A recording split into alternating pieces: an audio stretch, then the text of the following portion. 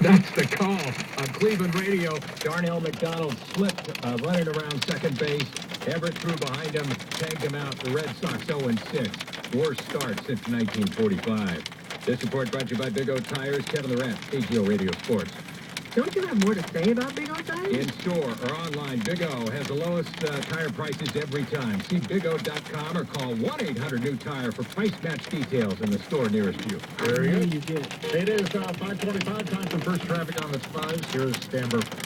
Back into Comstock County, southbound 680 south of the street, overturn, injury accident. Two left-hand lanes are blocked, and back into traffic coming out of the Concord side. Other side of the road as he heads north.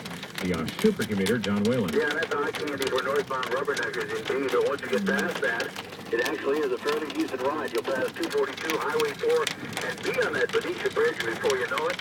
And off to your right, looks like Stephen King is doing the weather this afternoon.